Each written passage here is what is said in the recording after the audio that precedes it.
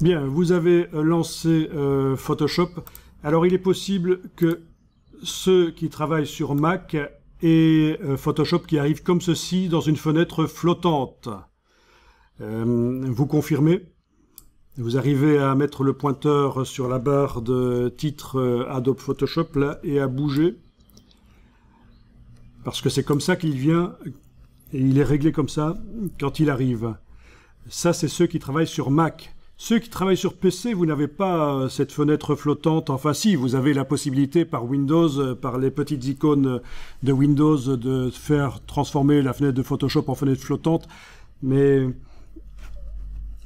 ça n'est pas fait d'office. Alors ce que je conseille à ceux qui travaillent sur Mac, c'est d'aller dans le menu Fenêtre et d'aller décocher l'option Cadre de l'application. Ainsi, vous avez Photoshop qui colle, les palettes qui sont là, elles collent au bord de l'écran comme si vous étiez sur un PC. Voilà, en fait, à quoi ça sert la fenêtre flottante? C'est quand on a plusieurs écrans connectés à son ordinateur, c'est parfois pratique de faire passer d'un écran à l'autre tout le logiciel. Mais donc là, moi, je vous conseille là, de décocher cadre de l'application dans le menu fenêtre. Ça, c'est une première chose. Alors, autre chose, certains parmi vous ont déjà fait certaines choses dans Photoshop, ils ont déjà été utilisés, testés les outils. Vous avez modifié Photoshop. Parce que au moment où on quitte Photoshop, il y a un fichier qui s'écrit sur l'ordinateur qu'on appelle le fichier des préférences. Et c'est ce qui permet, quand on réouvre Photoshop la fois suivante, de le retrouver avec les modifications qu'on a apportées au comportement des outils, la manière dont les outils fonctionnent, tout ça. La personnalisation de Photoshop revient quand on réouvre Photoshop, le fichier des préférences est lu. Et ça, dans une formation avec 10 personnes qui sont en train de suivre Photoshop, et ce que je fais, ça peut poser des problèmes si vous avez modifié le comportement de Photoshop. C'est la raison pour laquelle nous allons remettre à zéro Photoshop. Alors je sais, ceux qui travaillent sur l'ordinateur de Technocité, il est d'office en installation standard, non modifiée, comme si on venait de l'installer, on n'a pas encore personnalisé. Mais enfin voilà, vous allez pouvoir voir comment on fait pour remettre à zéro Photoshop, le récupérer avec ses réglages entre guillemets d'usine. Donc ceux qui sont sur PC, vous avez dans le menu Édition, quelque chose qui s'appelle Préférences. Ceux qui sont sur Mac, vous avez un menu qui s'appelle Photoshop et là-dedans vous avez Préférences. Vous pouvez aller sur les préférences générales. Le fait d'entrer dans les préférences générales vous amène en fait dans toutes les préférences puisque quand vous êtes là, vous pouvez passer très facilement de l'une à l'autre. Bon, ce qui nous intéresse, c'est les préférences générales ici. Alors, qu'est-ce que nous avons ici? Est-ce que vous voyez tous un bouton ici qui s'appelle « Réinitialiser les préférences à la fermeture ». Vous cliquez dessus. Alors, il y a un petit message qui arrive. Voulez-vous vraiment réinitialiser les préférences à la fermeture de Photoshop? Vous dites « OK ». Du coup, là, je vais cliquer sur « OK » pour quitter la boîte. Du coup, si je quitte Photoshop et que je le relance, je suis certain qu'il sera en réglage d'usine. Tous les réglages spéciaux d'outils que j'aurais pu faire vont être remis à zéro. Voilà. Donc, je quitte Photoshop. Menu fichier quitter dans, évidemment, sur Windows. Menu Photoshop quitter sur Mac. Et je relance Photoshop.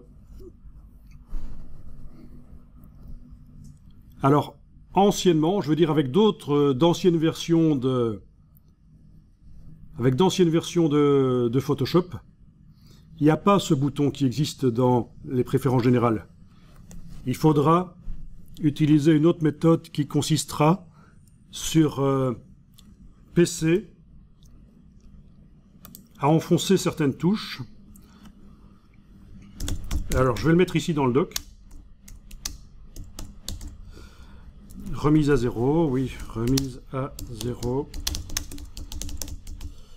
Donc, vous avez le choix qu'on vient de faire ici. Soit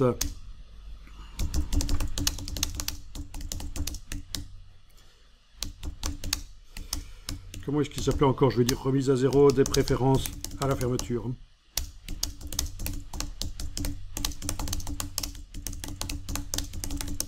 Voilà. Ou alors soit enfoncer 3 touches pendant que Photoshop démarre.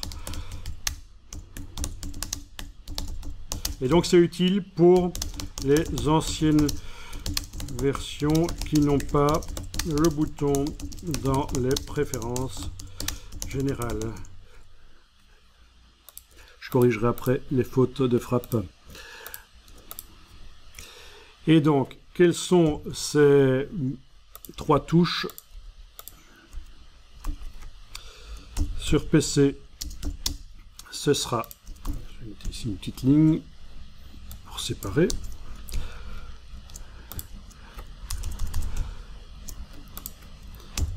Touche contrôle, CTRL, Alt et majuscule, Alt et majuscule, oui, je dis bien, la touche majuscule. La touche majuscule, c'est la touche Shift, donc. Hein.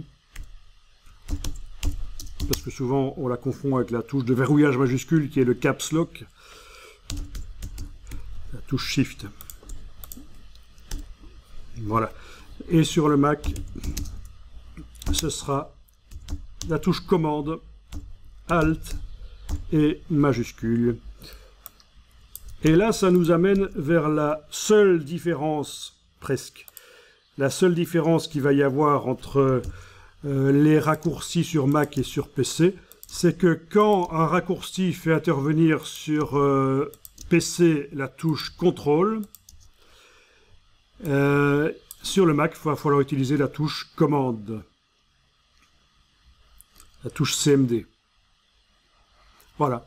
Donc, c'est pas un gros problème de passer de Mac à PC pour utiliser les logiciels Adobe.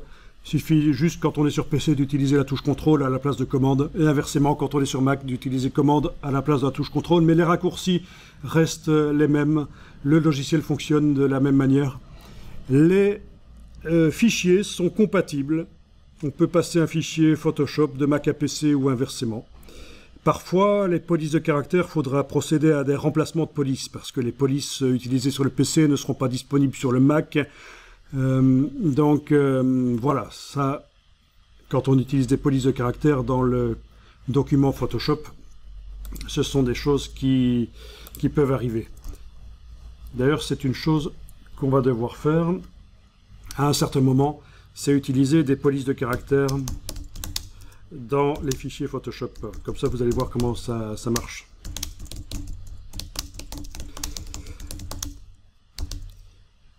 Ceux qui ont, parmi vous, je pense qu'il y en a un parmi vous qui a déjà été dans une école pour apprendre Photoshop, on lui a peut-être dit qu'il ne fallait jamais mettre de texte dans Photoshop parce que ça devient flou.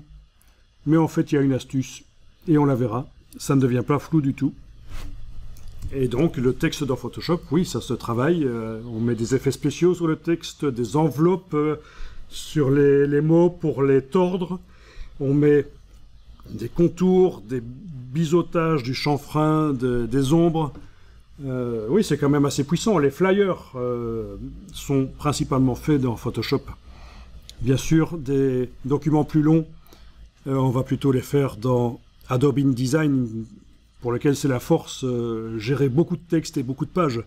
Mais si c'est juste une petite publication, contrairement à ce que certains vous diront, ce n'est pas interdit du tout de faire des petites affichettes, des flyers, des leaflets dans Photoshop. Voilà, j'utilise des termes que vous connaissez peut-être pas. Les leaflets, quoi, des petits dépliants. Des triptyques. Bien, donc, vous avez relancé Photoshop, et là, il arrive remis à zéro. Parce qu'on avait la dernière version, on n'a donc pas utilisé les touches au clavier, on a utilisé le bouton dans les préférences générales, c'est quand même plus simple. Parce que les touches au clavier, il faut vraiment les enfoncer juste après avoir lancé le logiciel et les garder enfoncés. Et je peux vous dire que quand on fait ça en formation avec 10 personnes, il y en a qui ont du mal à y arriver. Donc enfoncer les 3 touches juste après avoir lancé Photoshop, les garder enfoncés jusqu'à ce qu'un message apparaisse qui demande si on veut remettre à 0 les préférences. Ça, c'est la méthode avec les 3 touches à enfoncer. Ce qui est compliqué, c'est que les ordinateurs deviennent de plus en plus rapides et il faut appuyer les touches de plus en plus vite après avoir cliqué sur l'icône de lancement du logiciel. Voilà. Et on ne peut pas les enfoncer avant. Ok, donc il y a 2 choses que je vais faire ici. Donc ceux qui sont sur un Mac, allez décocher ce qui s'appelle cadre de l'application. Ceux qui sont sur PC n'ont pas besoin de le faire. Voilà, comme ça fait coller de chaque côté les palettes. Ensuite, ça, tout le monde peut le faire. Éventuellement, vous pouvez fermer la fenêtre qui s'est ouverte, là, la fenêtre d'accueil. Vous y arrivez. Et on va aller dans les préférences générales. Donc, menu édition, préférences quand on est sur PC, menu Photoshop, préférences quand on est sur Mac. Ok, donc, dans ce cas-là, si quand tu fermes la fenêtre d'accueil, tu es sur un PC.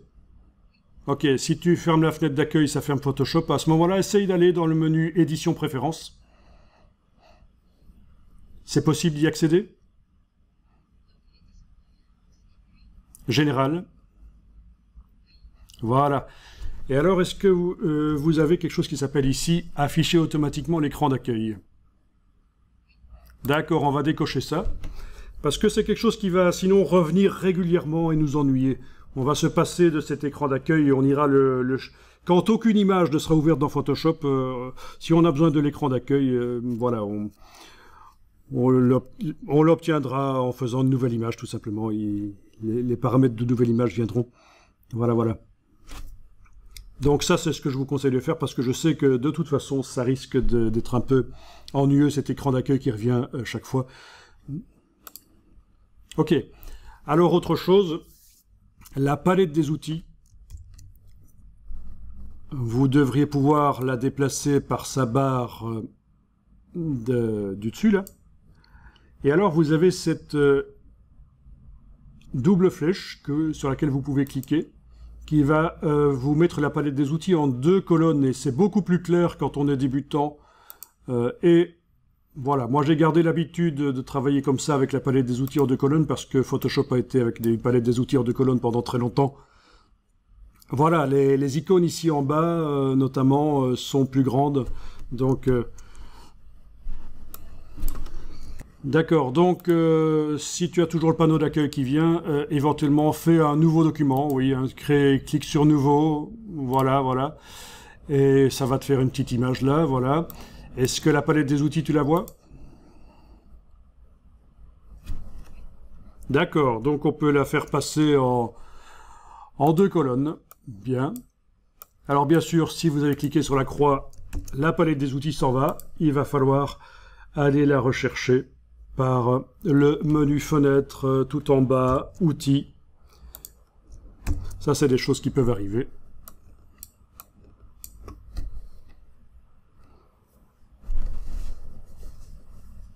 Oui, c'est bien. Créez tous une nouvelle image si ce n'est pas déjà fait. Donc, ceux qui sont sur Mac, en principe, vous n'avez pas encore créé la nouvelle image, mais faites-la. Prenez les paramètres qui sont proposés là, dans un premier temps.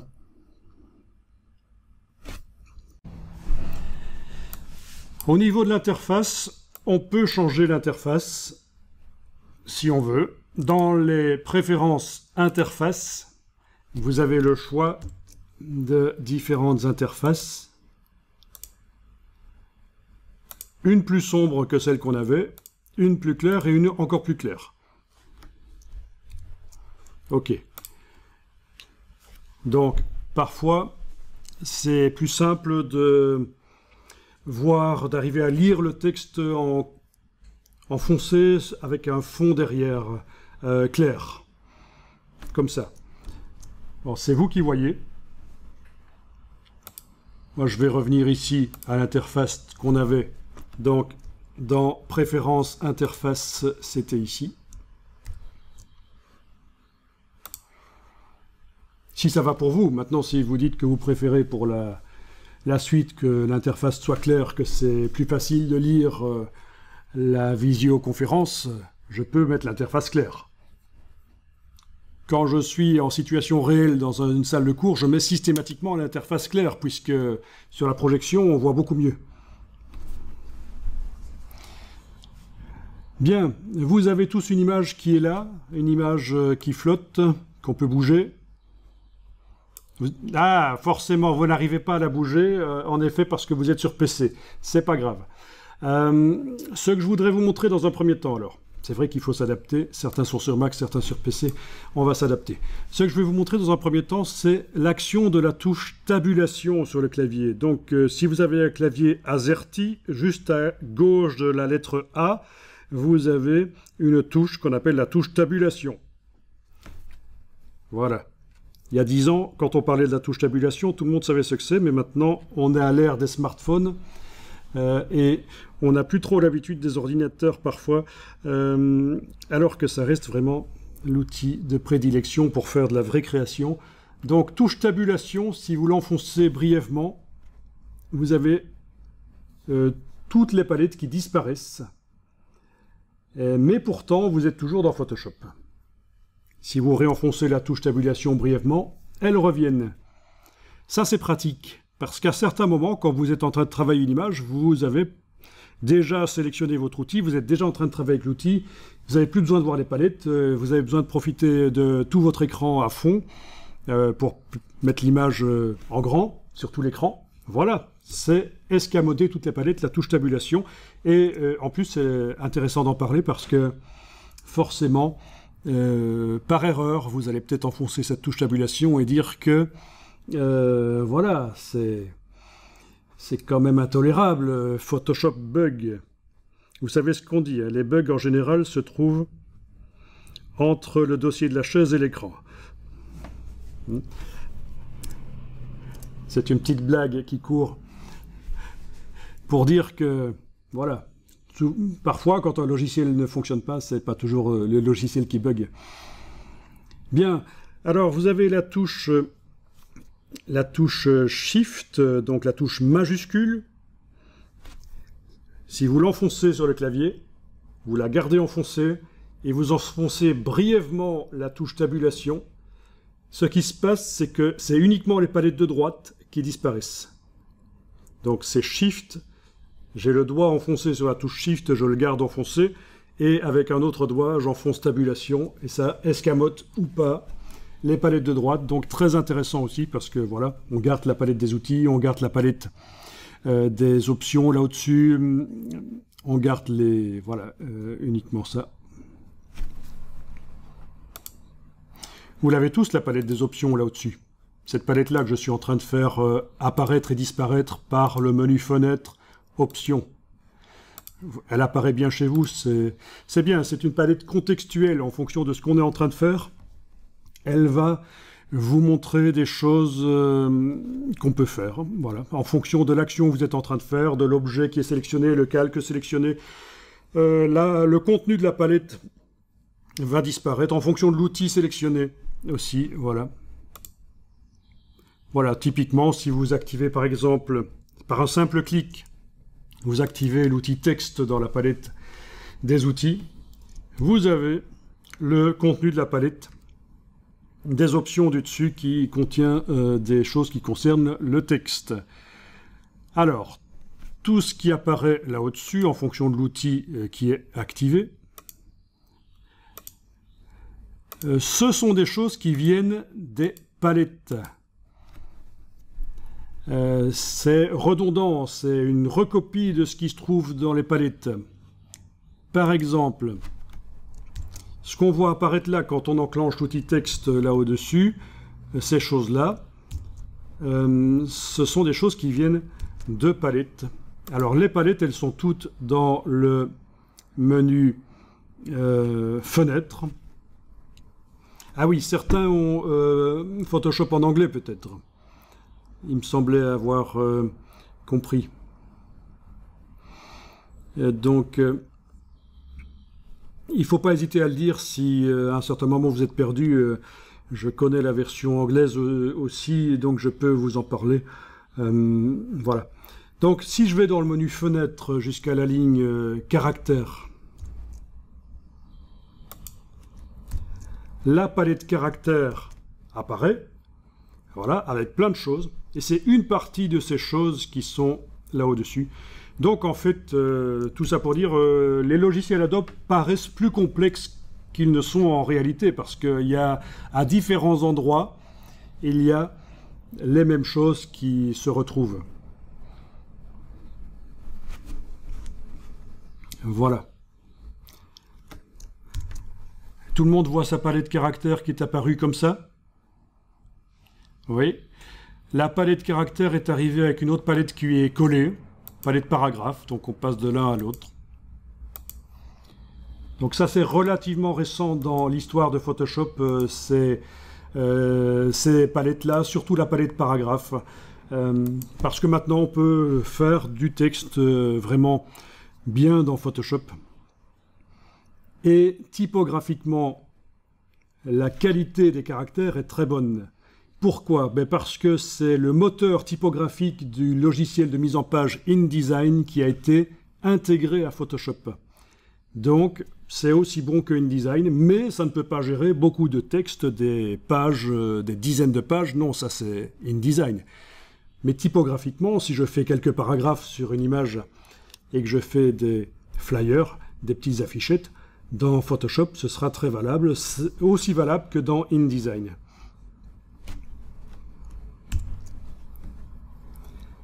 Bien.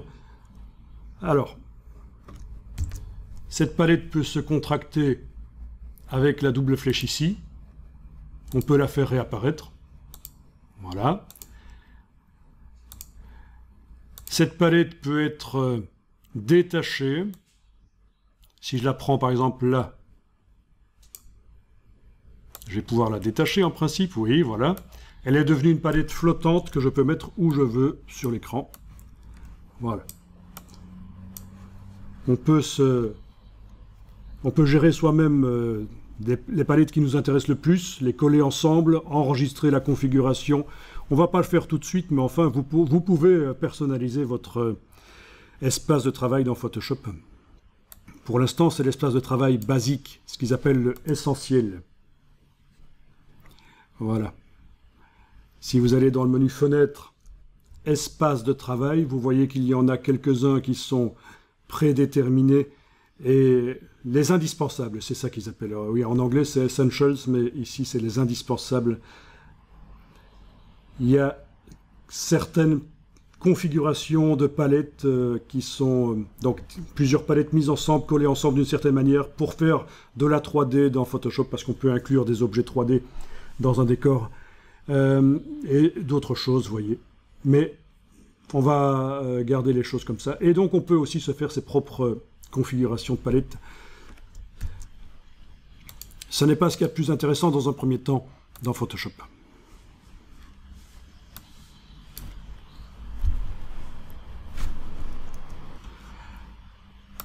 Alors, on va activer le pinceau. Donc le pinceau. Et sans enfoncer la souris, bien sûr, vous amenez le pinceau sur l'image et vous devriez voir un petit rond qui représente le diamètre du pinceau. Et vous devriez, normalement, puisqu'on a remis à zéro Photoshop, la couleur avec laquelle on dessine, ce qu'on appelle la couleur de premier plan, est du noir. Si vous tracez là, voilà, vous avez un trait noir de l'épaisseur qui était montrée. En principe, vu que le pinceau est enclenché dans le dessus, dans la palette options, vous avez les options qui concernent le pinceau. Et ici, vous avez la possibilité d'aller faire apparaître une palette et modifier l'épaisseur du pinceau. Et quand vous amenez sur l'écran, vous avez un rond plus grand.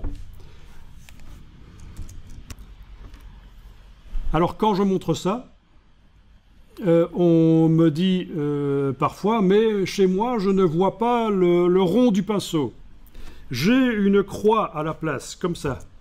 Voilà, une croix. Pourquoi? Non, non, parce que c'est une forme épaisse hein, quand je dessine, voilà. Ça, non, c'est simplement, et ça, vraiment, c'est une question vraiment habituelle des débutants dans Photoshop, sur les forums où on me contacte pour me dire, mais ma forme a disparu, ça bug. C'est simplement parce que la touche Caps Lock, la touche verrouillage majuscule, est enclenchée sur le clavier. Alors vous pouvez essayer, vous enfoncez la touche Caps Lock, vous allez voir que à la place de la forme du pinceau, vous avez une croix. Et ça peut être pratique parfois. C'est ce qu'on appelle le pointeur précis. Et ça, c'est valable pour tous les outils. Si le Caps Lock est enclenché, vous avez beaucoup de chances que à la place de l'outil, ce soit une croix qui vous permet d'aller vraiment cliquer précisément là où vous voulez. Là, je viens de le désenclencher, la forme de brosse réapparaît. Je l'enclenche, c'est une croix. Voilà, je le désenclenche, c'est la forme de brosse. Donc voilà. Bien, alors vous avez la main dans la palette des outils qui permet de bouger l'image. Vous pouvez activer la main. Et on verra plus tard qu'en fait, il y a un raccourci clavier. Les raccourcis clavier, je ne vais pas vous en donner beaucoup parce que ça va... J'aime bien montrer d'où viennent les choses. Aller dans les menus, aller dans les palettes, montrer les choses. Mais je vais quand même vous donner les raccourcis clavier essentiels par la suite. Et donc, le raccourci pour activer la main, je vous le donnerai parce que c'est ridicule d'activer la main dans la palette des outils. On doit le faire tellement souvent qu'on utilise le raccourci plutôt. Alors, avec la main, si vous essayez de bouger l'image, et ça ne fonctionne pas ou ça fonctionne? Sur Mac, ça ne fonctionne pas, c'est sûr. Sur PC, vous arrivez à bouger l'image? En cliquant et en bougeant? Parfait. OK. Donc, ça veut dire que vous êtes déjà en plein écran. Est-ce que vous voyez les bords de... Oui, les bords de l'image chez vous sur PC, ils sont collés un peu comme ça. Ce genre-là. C'est ça, hein? On est d'accord. Ok. Alors, mais c'est vrai qu'en plus d'un système d'exploitation à l'autre, parfois ça change. Alors, ceux qui sont sur Mac, vous allez devoir enfoncer sur le clavier la touche F. Donc la touche avec la lettre F, vous l'enfoncez brièvement. Et là, vous êtes passé en plein écran. Et vous devriez, comme ceux qui sont sur PC, pouvoir maintenant, avec la main, bouger l'image où vous voulez sur l'écran, comme ça. D'accord? Alors, le danger, qu'on soit sur Mac ou sur PC, c'est que à force de bouger comme ça, on pourrait très bien ne plus voir l'image. Donc, une astuce qui est vraiment très très utile, c'est de ramener le plus grand possible sur l'écran l'image. En grand, pas le plus grand possible, vue en entier. La ramener vue en entier le plus grand possible sur l'écran, c'est tout simple, il faut vraiment connaître ce raccourci. C'est le double clic sur l'icône de la main dans la palette des outils. Donc vous mettez le pointeur sur l'icône de la main dans la palette des outils, vous double-cliquez sur cet outil-là, et votre image revient. Voilà. Elle est cachée par les palettes de droite ici, mais bon. Je ne sais pas si sur PC elle est cachée aussi par les palettes de droite, partiellement. Elle est cachée partiellement, oui. Alors, les zooms, il y a plusieurs manières de zoomer. On va voir si la roulette de votre souris fonctionne. Parce que, voilà, si la roulette ne fonctionne plus parce que la souris est en fin de vie, il faudra utiliser d'autres manières de zoomer en avant et en arrière. Mais enfin, voilà, vous allez enfoncer la touche, mettre d'abord le pointeur sur l'image, enfoncer la touche Alt, la garder enfoncée, et jouer avec la roulette de la souris. Et ça, c'est le zoom avant et le zoom arrière. D'accord? Alors, si la roulette ne fonctionnait pas, il faudrait utiliser les raccourcis qui, de toute manière, sont vraiment intéressants à connaître parce que dans certaines fenêtres de filtre, ce seront les seuls qui fonctionneront. Donc, vous allez mettre le pointeur quelque part sur l'image et Bien sûr, on pourrait enclencher la loupe dans la palette des outils, mais autant apprendre directement les raccourcis. Vous enfoncez barre d'espacement et contrôle sur PC, barre d'espacement et CMD sur le Mac.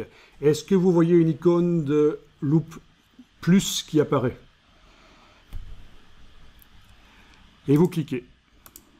Donc, barre d'espacement, la grande touche en bas du clavier et la touche contrôle sur le PC. Barre d'espacement, touche commande sur le Mac. Les deux sont enfoncés. Pendant qu'ils sont enfoncés, je clique avec le bouton gauche de la souris, bien sûr. Je ne l'ai pas dit, mais la plupart du temps, quand je dis on clique, ce sera avec le bouton gauche. Et si c'est le bouton droit, je préciserai. Voilà, le zoom en avant. Le zoom en arrière, c'est barre d'espacement et touche Alt. Et on clique. Bon, là, en principe, c'est la même chose sur Mac et sur PC. Donc voilà, vous avez l'échappatoire au cas où la roulette de la souris ne marche pas. Et il y a encore d'autres manières de zoomer.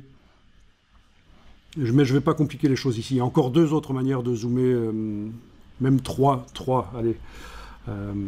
Mais ne compliquons pas les choses. On n'est pas là pour faire un inventaire de toutes les possibilités dans Photoshop. Et le but ici de la formation, c'est d'acquérir les outils qui permettent de se débrouiller et de faire le maximum sans se prendre la tête à devenir un technicien de Photoshop nécessairement. Donc voilà.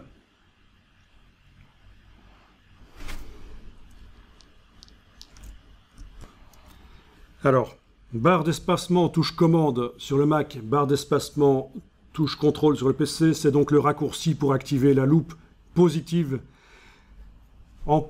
À la place de cliquer, on peut aussi faire ce qu'on appelle un rectangle de zoom, c'est-à-dire on clique, on garde enfoncé, on bouge.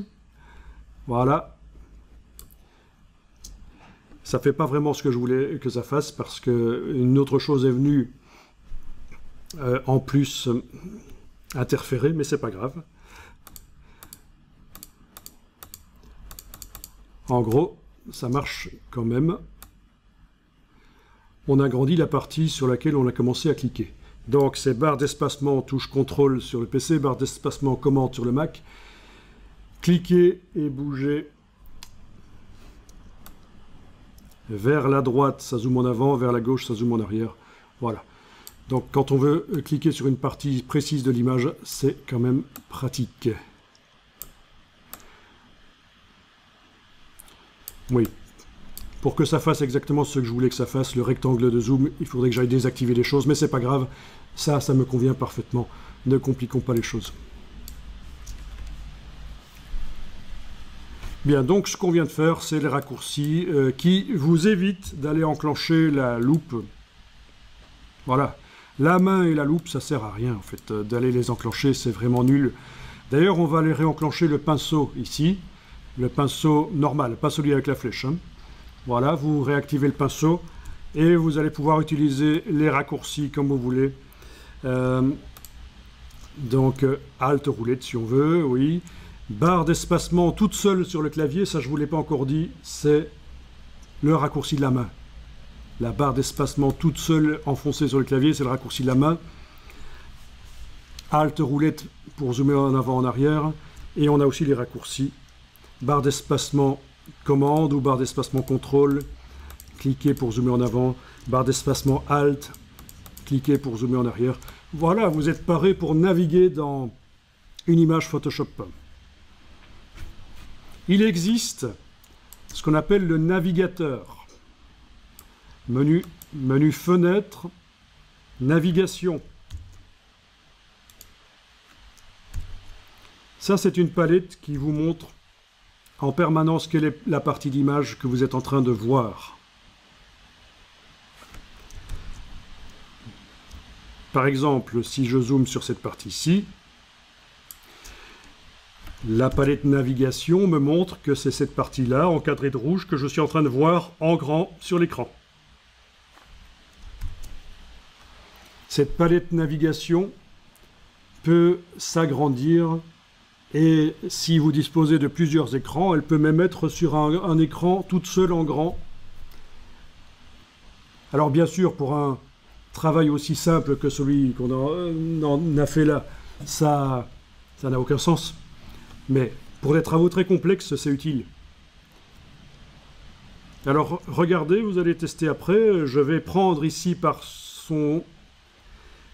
tout à l'heure, j'avais pris les deux palettes par cette partie-ci, et je les avais déplacées, je les avais détachées toutes les deux. Mais là, je vais prendre juste la partie navigation, la détacher comme ça. Elle devient une palette flottante, que je vais bouger là, je vais mettre en haut à gauche. Voilà. Et je peux aller positionner le pointeur en bas à droite, et quand j'ai la double flèche là, je peux agrandir. Et donc, cette palette navigation s'agrandit. Et c'est ce que je vous disais. Elle pourrait, ça n'a aucun sens si on a un seul écran de la mettre aussi grande que ça. Mais si vous avez plusieurs écrans sur l'ordinateur, vous pourriez avoir la palette navigation qui se met en grand. Alors, où est-elle partie? Ouais, elle est peut-être passée sur un autre écran, justement. C'est peut-être le problème. Voilà, ok. À nouveau, là.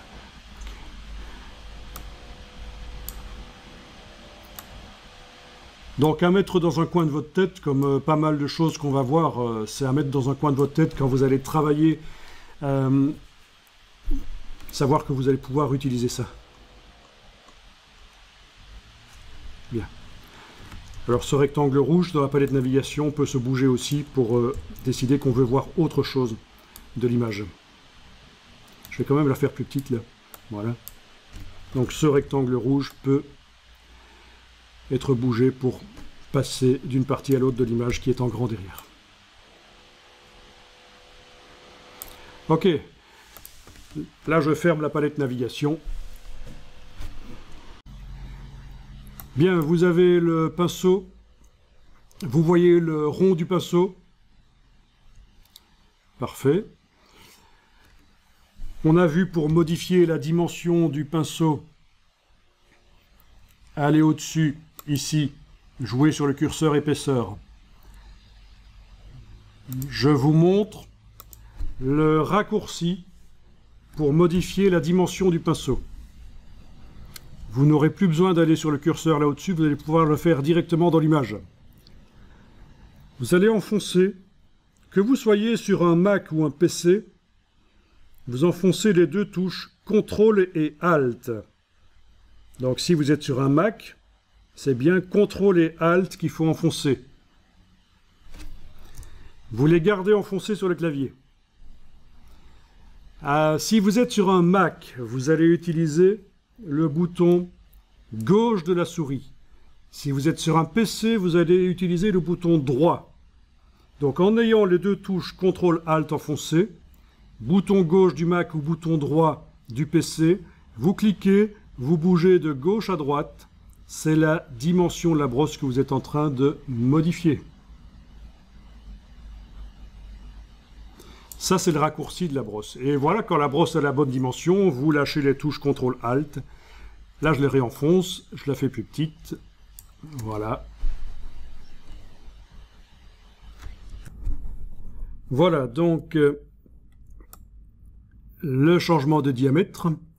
Alors, tant qu'on y est, si, au lieu de bouger de gauche à droite, vous bougez de haut en bas, c'est la dureté de la forme. Parce que les formes, vous avez peut-être vu, elles ont un bord flou. Mais on peut les mettre avec une dureté de 100%. Et à ce moment-là, quand on dessine, ça fait une brosse, un trait qui n'a pas de bord flou. Donc c'est ce qu'on avait ici aussi, le curseur dureté. Alors certains remarquent peut-être que la forme, elle est un peu grumeleuse. On a l'impression que c'est pas tout à fait lisse. C'est parce que pour faire des traits continus comme ça, Photoshop répète la forme plusieurs fois, l'une à côté de l'autre. Et il n'y a pas assez de répétition, d'où cet effet grumeleux. Mais ça peut se régler, c'est ce qu'on appelle le réglage du pas. Donc si vous voulez des traits bien lisses au lieu d'être un peu bosselés comme ça, c'est tout à fait possible. On va pas en parler tout de suite. Et il faut que je vous dise aussi que dessiner dans Photoshop à la souris, c'est pas génial. Donc il y a deux solutions. Soit on utilise des tracés, c'est des choses qui se font, et on ne va pas le faire maintenant, mais c'est des choses qui se font à la plume avec cet outil-là. C'est ce qu'on appelle un tracé vectoriel. Normalement, c'est surtout dans Illustrator, l'autre logiciel, qu'on utilise ça, mais ça existe dans Photoshop, et on peut demander que le pinceau suive le tracé, et à ce moment-là, bien sûr, ça fait exactement la forme qu'on veut. Donc pas besoin d'être doué avec la souris pour arriver à dessiner. Si vous arrivez à positionner des vecteurs et à faire la forme que vous voulez, le pinceau va suivre ça. Ça, c'est la première solution. Autre solution, qui est quand même très conseillée quand on utilise Photoshop, c'est d'utiliser... Quelqu'un sait de quoi je vais parler? Exactement, une tablette graphique. Alors, une tablette graphique, je vais juste aller ici.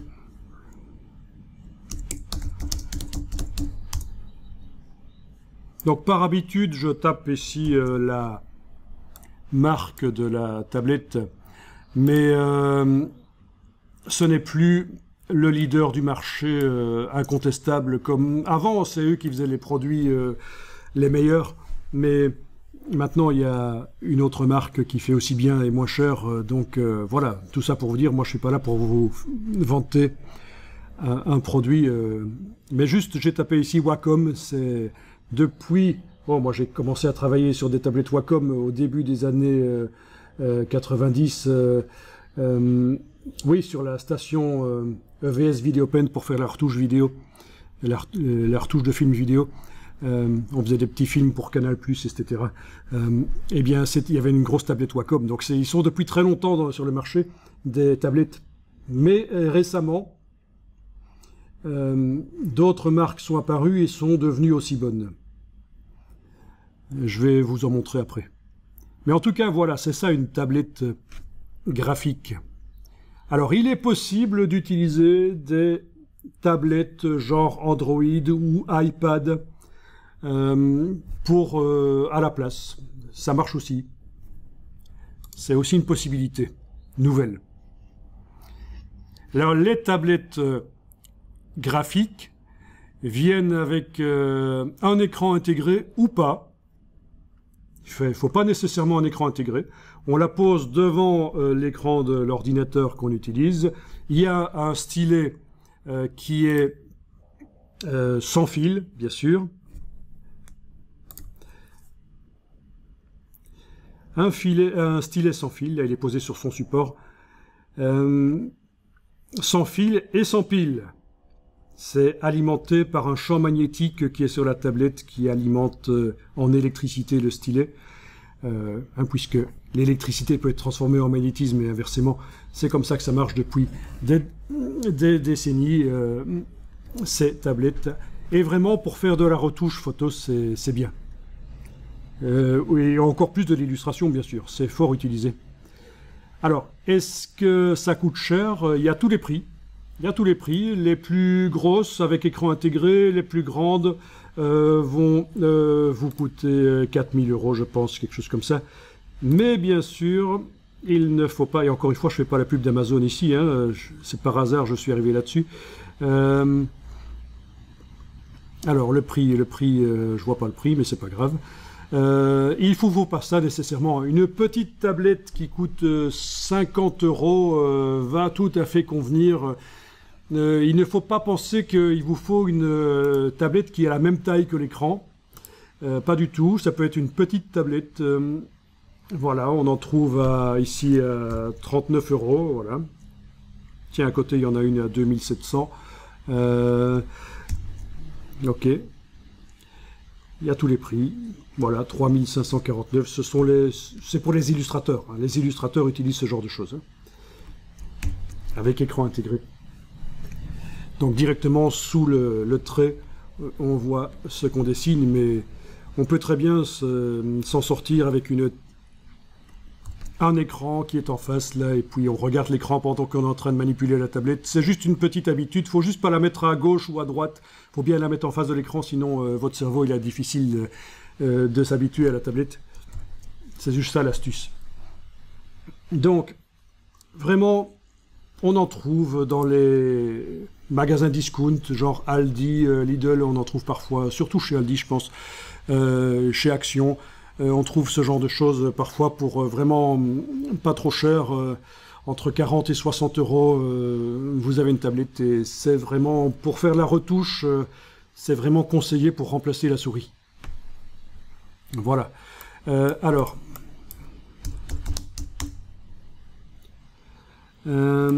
l'autre marque qui n'est pas trop mal et qui est moins chère, mais un peu plus cacaille au niveau de la finition, c'est XP Pen. Mais bon, il y a beaucoup d'endroits maintenant où on fait du graphisme, quand ils renouvellent leur parc de tablettes, c'est pas nécessairement vers des Wacom qui retournent, mais c'est vers XP Pen notamment. Mais parce que les tablettes, la connectique change, elles sont plus adaptées au nouveau système d'exploitation, donc c'est quelque chose qu'on doit changer quand même tous les 5 à 10 ans. Une vieille tablette ne fonctionne plus aussi bien, voilà. Alors, anciennement, moi, quand je parlais des tablettes, je montrais toujours les Wacom en disant que c'est la meilleure marque et que les autres, je n'ai que des échos négatifs de gens qui ont acheté d'autres marques que Wacom et qui, finalement, remisent leur tablette d'une autre marque dans une armoire et rachètent une Wacom parce que vraiment c'est ce qu'il y a de mieux. Mais ça a changé, donc j'ai parlé à un de mes collègues qui est dans le monde du dessin animé et de l'illustration et il m'a dit qu'il a eu des problèmes de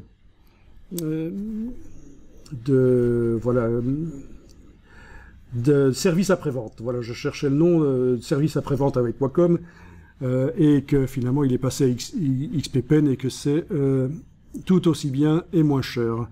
Voilà. Avez-vous des questions là-dessus? Donc vraiment, ça fait partie de la formation. Il faut le dire que la souris, c'est pas ce qu'il y a de plus génial pour faire des illustrations dans Photoshop et même des retouches photos. Une tablette est vraiment nécessaire. Disons que c'est plus rapide, c'est beaucoup plus rapide qu'une souris parce que c'est vraiment un stylet qu'on tient en main et qu'on on peut faire 3, 4, 5 traits par seconde. Voilà, on peut faire des dessins plus précis, oui. Oui, c'est ça. C'est ça. Et ça évite de développer aussi des problèmes d'articulation au doigt parce que ça paraît drôle, mais la souris peut poser des problèmes si on clique pendant plusieurs heures par jour, plusieurs mois de l'année, on finit par user les cartilages et d'avoir des problèmes aux articulations des doigts. Et l'utilisation d'un stylet peut être vraiment utile dans ce cas-là. Je connais même des gens qui font la mise en page au stylet. Moi, personnellement, je ne le fais pas au stylet quand je suis en train de faire des mises en page, mais il y en a qui, même dans un logiciel de mise en page, utilisent un stylet à la place de la souris.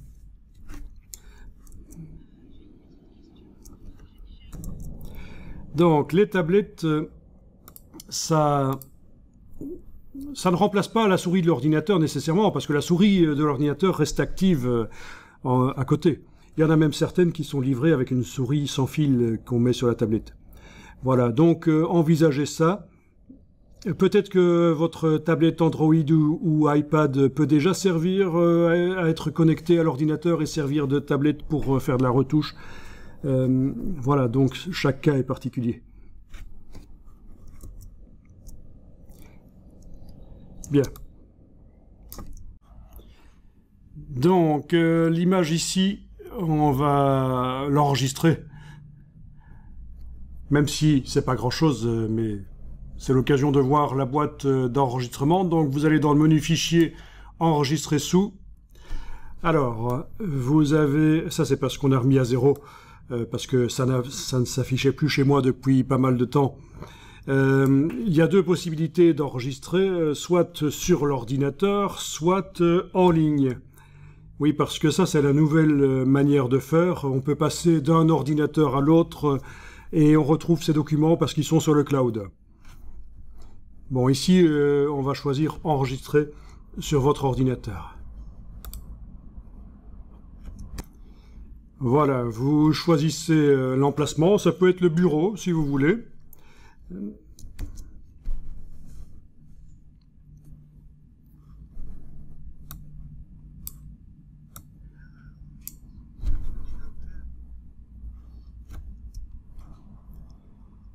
Bien, donc après avoir choisi l'emplacement, vous pouvez créer un dossier spécialement dans lequel vous allez mettre ce qu'on va faire aujourd'hui. Donc, vous cliquez sur l'icône de nouveau dossier. Sur le PC, c'est en haut à gauche, je pense, une icône de dossier, nouveau dossier. Et vous créez votre nouveau dossier. C'est mieux que de jeter pendant toute la semaine les fichiers n'importe comment sur le bureau. Autant leur donner un nom au dossier. Voilà.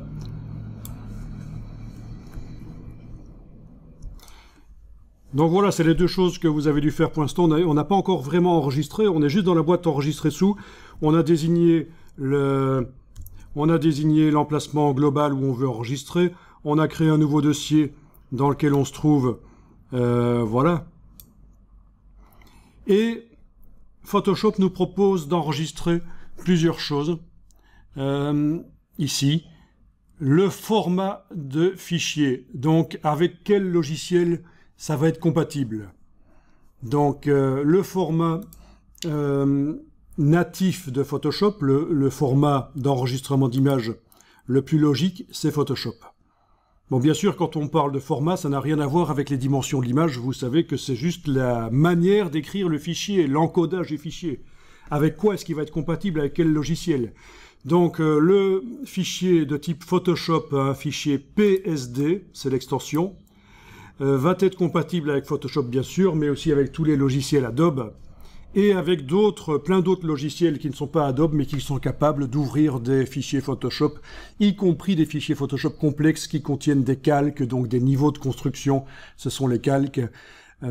Donc c'est un logiciel tellement connu, Photoshop, et standard de l'industrie graphique, que plein d'autres marques, évidemment, sont capables d'importer du Photoshop. Dans la liste, vous avez d'autres manières d'enregistrer. Alors, le format de document volumineux, c'est relativement récent dans l'histoire de Photoshop, ce nouveau format d'enregistrement. Voilà, format de document volumineux. Au lieu de PSD, c'est PSB, B comme big. Parce que les ordinateurs deviennent de plus en plus puissants, il y a des gens qui font des trucages photos, des photomontages avec de plus en plus de pixels. Donc tout le monde voit ce que c'est les pixels, c'est les éléments constitutifs des images, c'est un point dans une image, un pixel, un picture element, c'est ça que ça veut dire, pixel, picture element, élément d'image, pixel. Et voilà, donc ce nouveau format enregistrera notre image là qu'on est en train d'enregistrer aussi bien que le format ancien. Il n'y a pas de raison dans ce cas-ci de préférer l'un ou l'autre. Alors, le format PSB, vous devrez l'utiliser lorsque vos images auront une dimension qui est supérieure à 30 000 pixels en largeur ou en hauteur, ou les deux. 30 000 pixels. J'ai sorti ma petite calculette ici. C'est énorme. Même en photographie publicitaire, on ne fait pas d'images aussi larges. En général, on est en 4, 5, 6 000 pixels de largeur et de hauteur, mais pas 30 000. Donc, vous n'aurez pas nécessité d'utiliser le format d'enregistrement qui permet d'enregistrer des images de plus de 30 000 pixels de largeur ou de hauteur.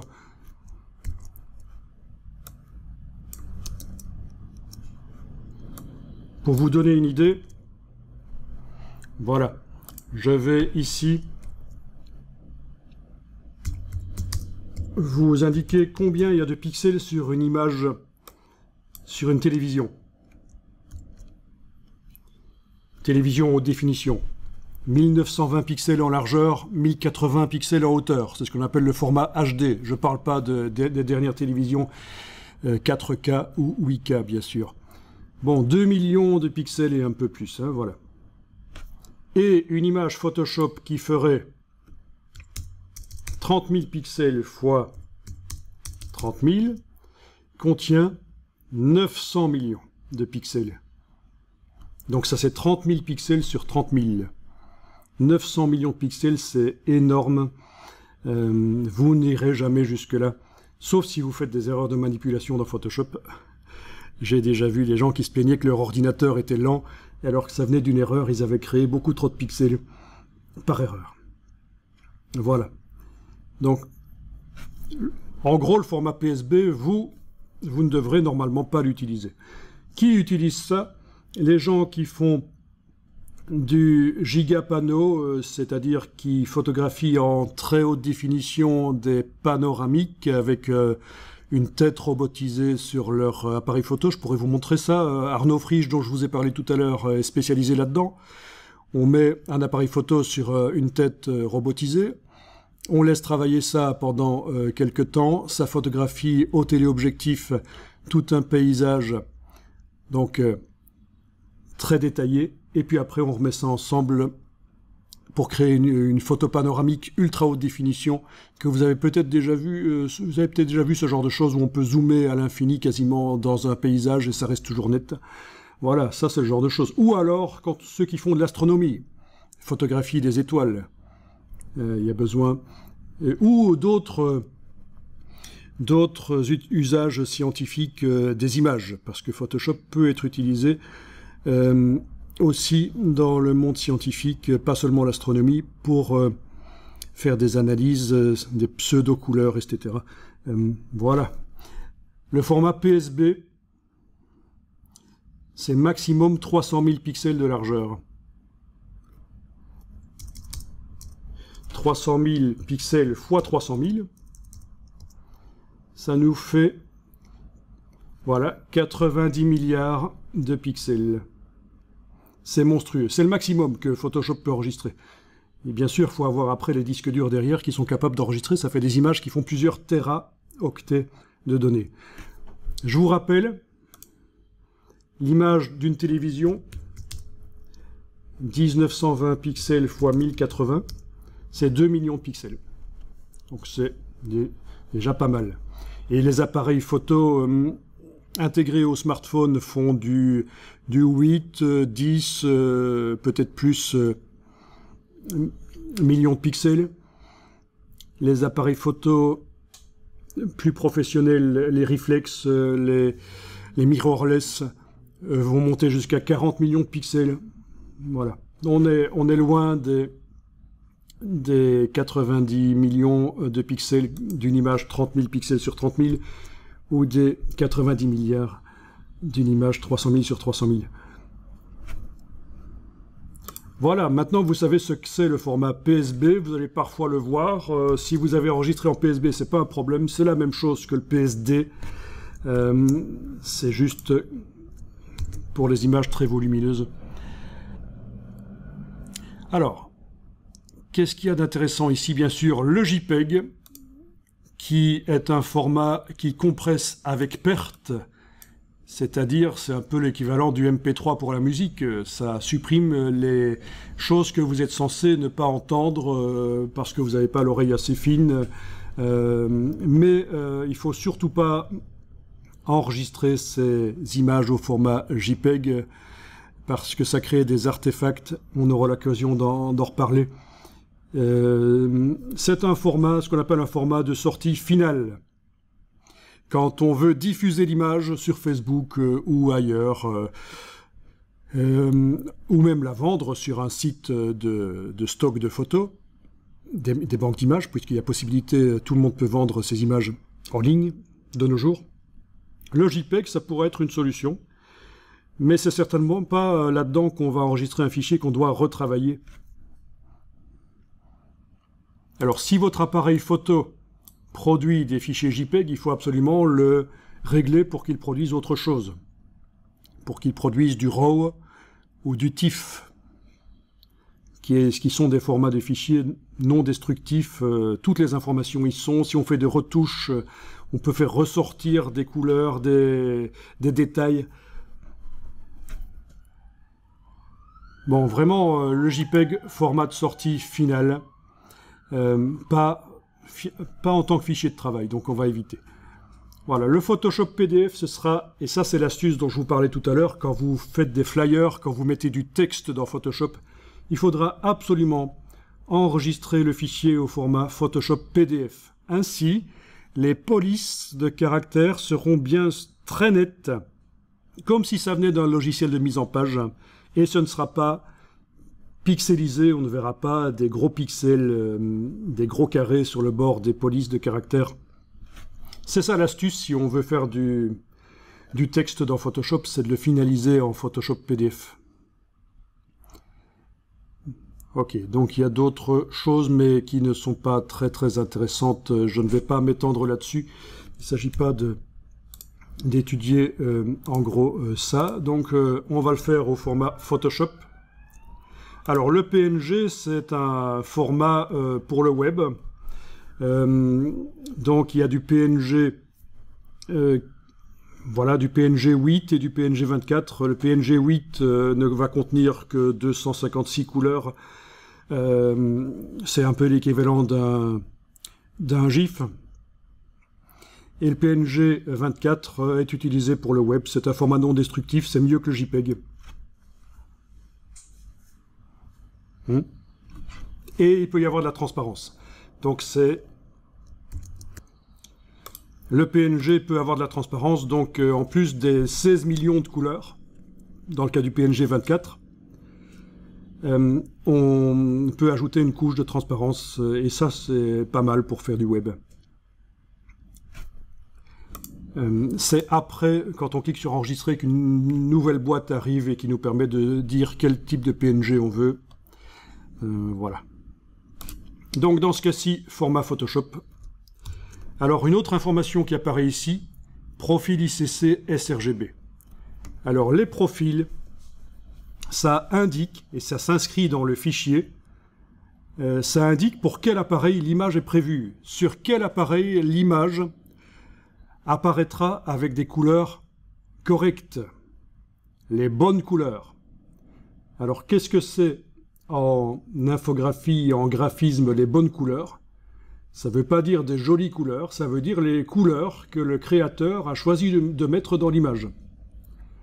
Voilà. Si le créateur a un mauvais goût, les couleurs sont moches, mais les bonnes couleurs, c'est les couleurs moches qu'il a choisies. Alors, il faut le préciser, parce que quand on parle de bonnes couleurs, on a parfois tendance à penser, tiens, il faut que les couleurs soient belles, mais non, c'est les couleurs que le créateur a choisies. Et le fait ici d'indiquer dans le fichier que c'est pour des appareils de type sRGB permettra de lire correctement l'image sur les appareils sRGB et, moyennant adaptation, sur d'autres appareils, mais on y reviendra. C'est un sujet très intéressant, les profils couleurs, le contrôle de la couleur. C'est un sujet intéressant, mais il faut prendre le temps de s'y attarder. On fera des tests avec des portraits notamment, parce que pour les teintes de carnation, ça se voit tout de suite s'il y a des erreurs, des décalages. Alors, certains imprimeurs vous diront que les décalages couleurs sont impossibles à éviter. C'est vrai dans une certaine mesure. Mais le système de gestion des couleurs, les profils couleurs, permet quand même de contrôler. Parce que c'est bête de passer des heures à faire une illustration, à faire des retouches photos pour avoir des belles couleurs sur son écran, et puis que partout ailleurs, sauf sur son écran, elles apparaissent avec des couleurs décalées, les images.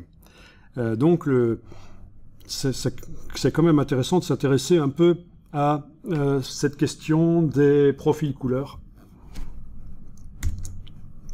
Donc, il n'y a rien à faire ici à part enregistrer au format Photoshop. Je vais juste renommer ceci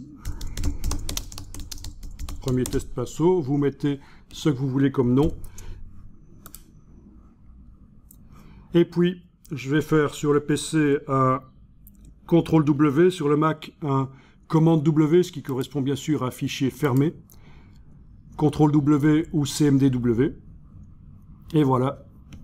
Alors, vu que je travaille ici sur un Mac, entre les palettes de Photoshop, je vois ce qui se trouve derrière. Sur le PC, vous n'avez pas cet effet-là. Vous ne voyez pas... vous avez un fond gris sans doute, quand aucune image n'est ouverte. Il y a possibilité, bien sûr, de masquer les logiciels qui apparaissaient. C'était le navigateur web. Et là, c'est mon fond d'écran que je vois, le fond d'écran de mon bureau du Mac. Bon, c'est comme ça, c'est une des différences entre Mac et PC.